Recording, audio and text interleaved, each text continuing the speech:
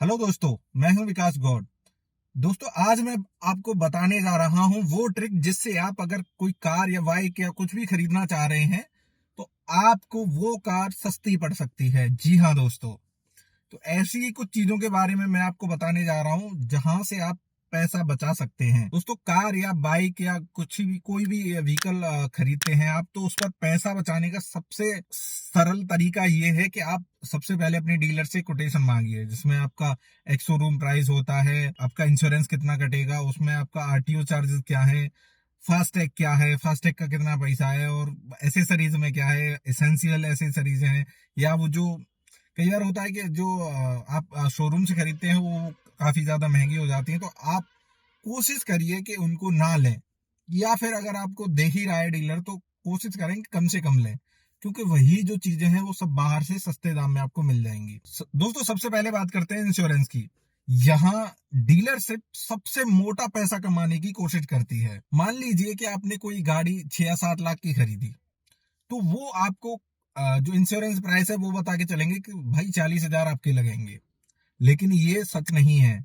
आपको बताएंगे कि इसमें रोड साइड असिस्टेंस है, ये है, जीरो डेप्थ इंश्योरेंस है, और भी तमाम चीजें आपको बताएंगे। लेकिन असल में उसकी जो कीमत होती है वो उतनी होती नहीं है।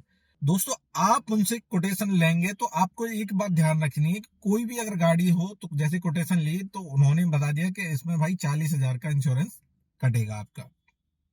जैसे मैं खुद अपना एग्जांपल लेता हूँ, मैंने टाटा पंच का एडवेंचर मॉडल खरीदा था। तो जो डीलरशिप वाले थे उन्होंने मुझे इंश्योरेंस बताया था कि ये इंश्योरेंस टाटा का होगा या फिर एसबीआई का होगा या फिर किसी एक और कंपनी थी उसका होगा।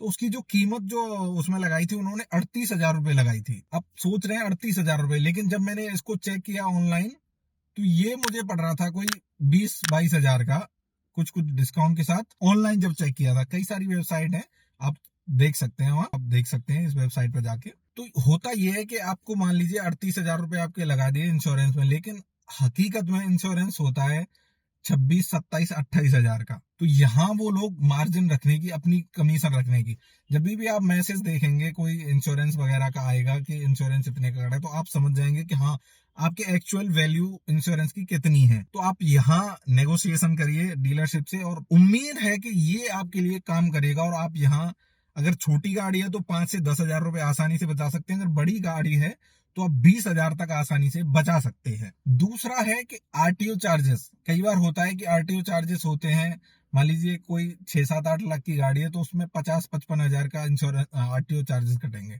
लेकिन कई बार होता है कि उसमें और भी ज्यादा रकम की डिमांड कर दी जाती है। वो मान लो 2 हजार भी अगर ज्यादा कर दिए तो आप डीलरशिप से बोल सकते हैं कि अगर ये इतने का मेरा बिल है, मुझे रिसीट दीजिए। रिसीट देंगे तो उसमें देख लीजिए कि आपका कितना पैसा लगा है, तो उस हिसाब से आप पेमेंट करिए। तो वहां भी आप कुछ पैसे बचा सकते हैं अपने लिए।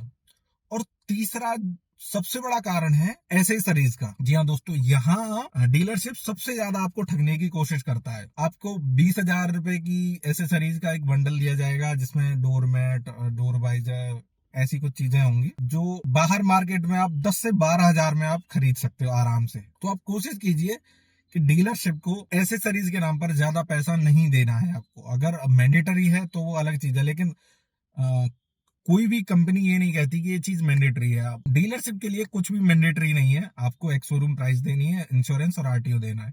बाकी जो 2-3 चार्जेस और लगते हैं फास्टैग वगैरह का, वो आप अपने आप मैनेज कर सकते हैं।